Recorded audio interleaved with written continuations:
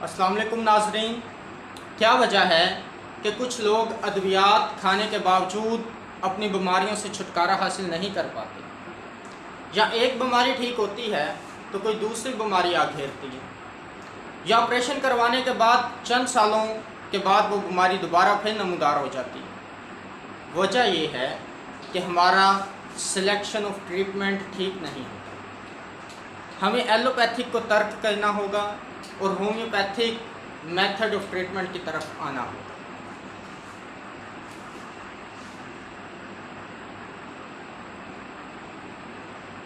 जी हाँ, होम्योपैथिक वो वाहद method of treatment है जिसके अंदर ये सलाहियत है कि वो अमराज को जड़ से ख़त्म करके जिस्म को शफा से हमकिनार करता है। लेकिन हमने ये भी मरीज़ों को कहते सुना हुआ है कि मैंने बहुत सी होम्योपैथिक अद्वियात इस्तेमाल की, बहुत अरसा होम्योपैथिक ट्रीटमेंट करवाया, लेकिन मेरा मर्ज़ ठीक नहीं हुआ या मुझे कोई अफाका नहीं हुआ। तो इसकी वजह क्या है? इसकी वजह यह है कि कुछ लोग जो एलोपैथिक ट्रीटमेंट को तर्क करके होम्योपैथिक ट्रीटमेंट की तरफ आते भी हैं, तो उनमें से भी मेजॉरिटी ज़्यादातर लोग मॉडर्न होम्योपैथिक की तरफ चले जाते हैं, जबकि बहुत कम लोग क्लासिकल होम्योपैथिक की तरफ आते हैं। तो आज मैं आपको ये बताने जा रहा हूँ कि क्लासिकल होम्योपैथिक और मॉडर्न होम्योपैथी में क्या फ़र्क है। तो आइए मैं आपको बताता हूँ। क्लासिकल होम्योपैथी वो होम्योपैथी है जिसकी बुनियाद डॉक्टर हानीमन ने बाकायदा एक फ़िलासफ़ी के तहत रखी थी, और इस मेथड ऑफ ट्रीटमेंट के अंदर जुमला अमराज पर एक दवा दी जाती है, यानी मरीज़ की अलामात के मुताबिक, मरीज़ के मजाज के मुताबिक कोई एक दवा सेलेक्ट की जाती है और वो एक दवा मरीज़ को दी जाती है। तो क्लासिकल होम्योपैथी में क्या होता है? एक दवा दी जाती है, मजाजी दवा दी जाती है, जैसा मरीज़ का मजाज हो उसके मुताबिक दवा दी जाती है। मजाज क्या है? आसान अल्फाज में आपको समझाने की कोशिश करता हूँ। मजाज मिसाल के तौर पर, अगर कोई मरीज़ गर्मी ज़्यादा महसूस करता है तो वो गर्म मजाज है, अगर कोई मरीज़ सर्दी ज़्यादा महसूस करता है तो वो सर्द मजाज है। इस तरह बहुत सी टाइप्स हैं मजाज की जिनके अकॉर्डिंग मेडिसिन्स होती हैं। तो होम्योपैथिक तरीक़ा इलाज के अंदर मजाज को बड़ी अहमियत है।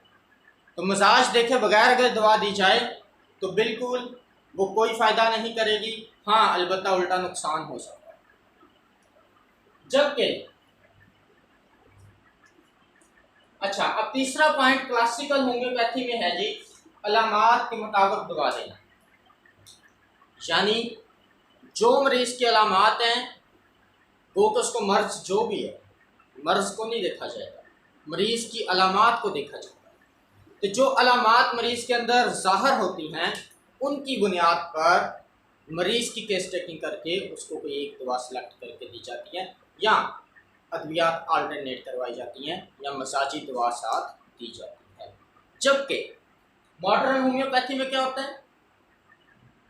मॉडर्न होम्योपैथी की कोई फ़िलासफ़ी नहीं, ये सिर्फ एक बिज़नेस है जिसके अंदर क्या हुआ, फार्मेसिस्ट ने किसी मर्ज़ के लिए इस्तेमाल होने वाली ज़्यादातर अद्वियात को आपस में इकट्ठा किया और एक कम्बिनेशन बना दिया, और हर मरीज़ को, उस मर्ज़ के हर मरीज़ को वो कम्बिनेशन देना शुरू कर दिया। तो मॉडर्न होम्योपैथी में क्या होता है? मॉडर्न होम्योपैथी में नुस्खाबाजी इस्तेमाल होती है, यानी कुछ नुस्खे बना लिए जाते हैं और उन अमराज के स्पेसिफिक नुस्खे हर मरीज़ को दे दिए जाते हैं, या कम्बिनेशन यूज़ होते हैं। ये जो मार्केट्स भरी पड़ी हैं, बीमारी के नाम पर अद्वियात बिक रही हैं, जो कम्बिनेशन बनाए गए हैं वो इसी तरह बनाए गए हैं। तो बहुत सी अद्वियात, 8, 10, 15, 20 अद्वियात को मिक्स किया जाता है, इकट्ठा किया जाता है और किसी एक मर्ज़ के लिए वो दे दिया जाता है। वो कि उससे मरीज़ ठीक हो या ना हो, लेकिन मरीज़ के अंदर वो जो अजाफी अद्वियात जा रही हैं उनके साइड इफ़ेक्ट्स पैदा हो जाते हैं। अब मॉडर्न होम्योपैथी में फिर अद्वियात का मजमूआ दिया जाता है, ज़्यादा से ज़्यादा दवा दी जाती है, और याद रखें, काबिल डॉक्टर हमेशा वो होता है जो आपको कलील से कलील दवा देता है, और जो आपको ज़्यादा से ज़्यादा दवा देता है, बड़े बड़े पैकेट्स बना के दे देता है, बड़ी बड़ी बोतलें भर के दे देता है, वो डॉक्टर जो है वो क्लासिकल होम्योपैथ नहीं हो सकता, वो मॉडर्न होम्योपैथ हो सकता।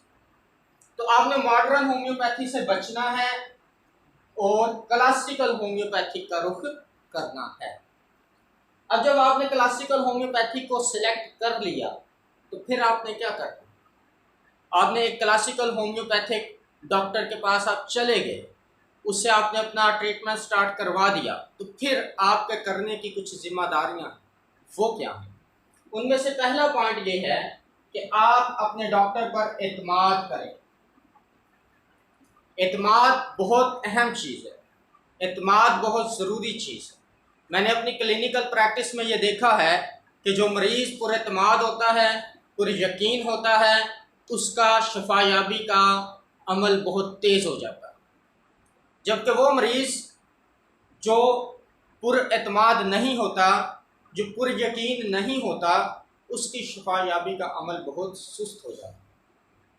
तो आपने डॉक्टर पर एतमाद करना है और इस यकीन के साथ दुआ खानी है कि अल्लाह ताला आपको शिफा से इम्कनार करेगा। अब बात होती है डॉक्टर की काबिलियत की। ज़ाहिर है आप जब भी कोई डॉक्टर सिलेक्ट करेंगे तो आप देखेंगे कि ये डॉक्टर कितना काबिल है। तो डॉक्टर की काबिलियत का पैमाना हर जहन में मुख्तलिफ होगा। कुछ लोग डॉक्टर के स्टेटस को, उसकी काबिलियत जानेंगे, कुछ लोग डॉक्टर के पास उसके फाइनेंशियल कंडीशन को, उसकी काबिलियत जानेंगे, कुछ लोग डॉक्टर के पास लगे हुए रश की बुनियाद को, उसकी काबिलियत जानेंगे। लेकिन याद रखें, डॉक्टर की काबिलियत की बुनियाद का जो पैमाना है वो ये है कि डॉक्टर पुरखलूस और ईमानदार हो। यह सबसे बड़ी बात है। डॉक्टर हमेशा उस डॉक्टर के पास जाएं जो पुरखलूस हो और ईमानदार हो, क्योंकि ये दो चीज़ें जो डॉक्टर के इख्तियार में हैं, जो डॉक्टर कर सकता है। बाकी शिफा अल्लाह के हुक्म में है, वो डॉक्टर ने नहीं देनी। तो आपने डॉक्टर को सिलेक्ट करना है, पुरखलूस डॉक्टर, ईमानदार डॉक्टर, और फिर उस डॉक्टर पे पूरा एतमाद करना है और अल्लाह पे यकीन करना है कि वो आपको शिफायाबी से हमकिनार करेगा। दूसरा जो आपके करने का काम है वो ये है कि आपने कभी भी स्टोर वाले डॉक्टर के पास नहीं जाना, यानी वो डॉक्टर जो अपनी क्लिनिकल प्रैक्टिस भी कर रहा है और साथ मेडिकल स्टोर भी चला रहा है, उस डॉक्टर से बचे। क्यों? वजह यह है कि वो डॉक्टर जो मेडिकल स्टोर भी चला रहा है वो क्लासिकल होम्योपैथ नहीं, वो मॉडर्न होम्योपैथ है, क्योंकि वो कम्बिनेशंस दे रहा है। और उस डॉक्टर की ज़्यादा कंसंट्रेशन अपनी अद्वियात बेचने पर होती है, मरीज़ को शफायाब करने पर नहीं होती। और डॉक्टर का तो काम है कि मरीज़ को शफायाब करना, ना कि अपनी अद्वियात बेचना। तो लिहाजा आप उस डॉक्टर से बचें जो स्टोर की प्रैक्टिस कर रहा है, स्टोर चला रहा है और क्लिनिकल प्रैक्टिस भी साथ कर रहा है। अगर उसकी क्लिनिकल प्रैक्टिस होती और वो क्लिनिकल प्रैक्टिस से सेटिस्फाई होता तो वो कभी भी स्टोर की तरफ ना जाता। लिहाजा ऐसा डॉक्टर आपको कभी भी क्लासिकल होम्योपैथिक ट्रीटमेंट नहीं देगा, हमेशा आपको मॉडर्न होम्योपैथिक ट्रीटमेंट देगा। तीसरा पॉइंट आपका ये है कि बार बार डॉक्टर तब्दील ना करें। देखें, मज़मन अमराज जो गहरी अमराज होते हैं, पेचीदा अमराज होते हैं, उनका इलाज एक बाकायदा साइंटिफिक तरीके से किया जाता है। एक बाकायदा साइंटिफिक मेथड होता है जिसके तहत उनका इलाज किया जाता है, क्योंकि उनकी बीमारी बहुत सी हालतें बदल चुकी होती है। कुछ उनकी बीमारी होती है, कुछ उनकी प्रीवियस खाई हुई अद्वियात के साइड इफेक्ट होते हैं। तो उन सब को लेकर डॉक्टर को अलामात की रोशनी में इलाज करना पड़ता है।